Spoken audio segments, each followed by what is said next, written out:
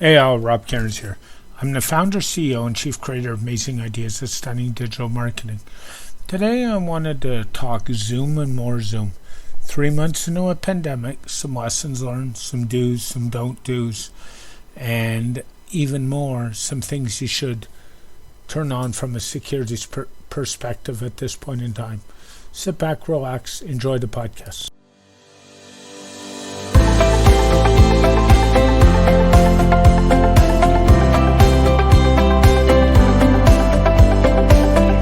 Hey, Rob Cairns here. Today I'm going to talk about Zoom and more Zoom in this podcast. I'm actually going to start off by talking about a situation that happened with a colleague, and then I'm going to move on to some suggestions on how to make your Zoom meetings more effective. 3 months of being in this pandemic world, for those who never video conferenced before, well, you've had enough time to get your feet wet. So let's get on to the show. This past week, I received a DM from a friend and a colleague who was having problems with Zoom. Long and short of the story is she had a gentleman join her Zoom meeting. He posted sexually explicit material. She booted him from the meeting and he was able to rejoin. So the question is, what happened here and how could we have prevented it? Well, it turns out she was posting her meeting link in some public and private Facebook groups. Well, folks, the meeting link also includes the password encrypted on the end of it. So, if you're posting that, that's great, but you're kind of leaving yourself a little exposed.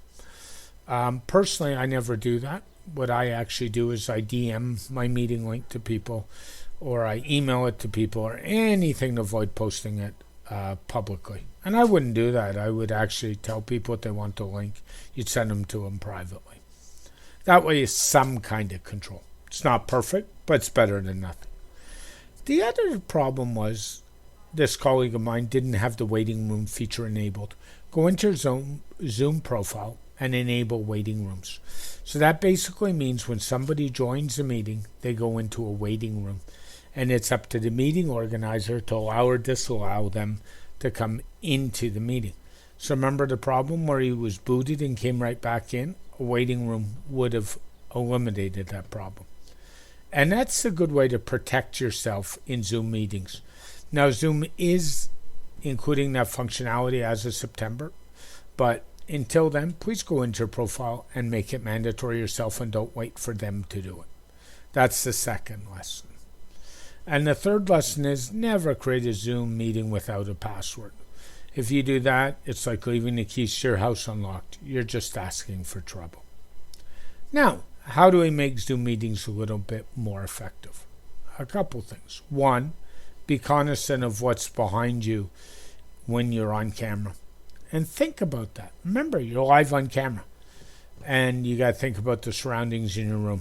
If you have to, use the Zoom virtual background so it lets you change the background behind you. That's a big help. Make sure if you have to be on camera, you have a good quality web camera.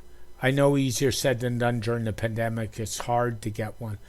I actually did a camera upgrade and I ordered directly from China. And believe it or not, it took me almost 3 months to get one. So hang in there and do it now.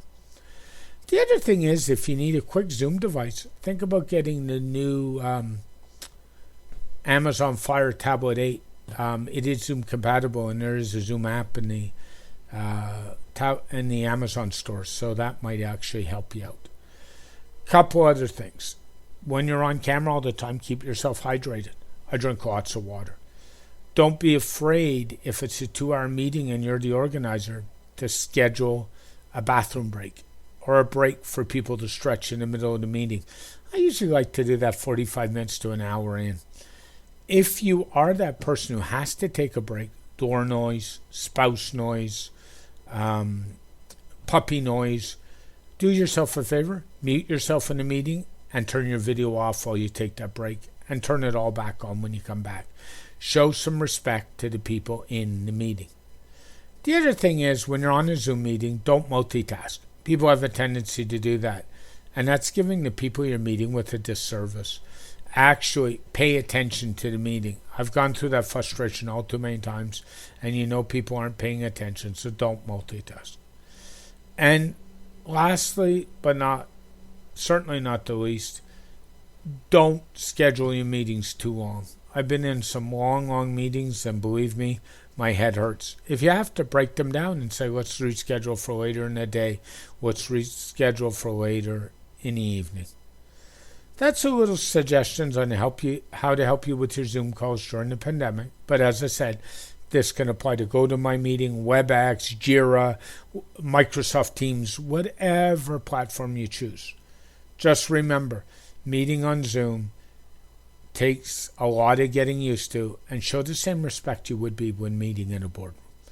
As always, Rob Cairns, CEO, founder, and chief creator of Amazing Ideas of Stunning Digital Marketing. I hope everyone has an amazing day. If you want to follow me on Twitter, I'm at Rob Cairns, or go to our website, stunningdigitalmarketing.com, or pick up the phone and call me 416-624-7647. This podcast is dedicated to my late father. I miss you, Dad. And certainly today is dedicated to his brother Clifford. Cliffy passed away 5 days after my father in the same year, 10 years ago. Cliffy, we miss you very much. You brought a lot of joy into our life. Please keep your feet on the ground, keep reaching for the stars, and make your business succeed. Have a great day. Bye for now.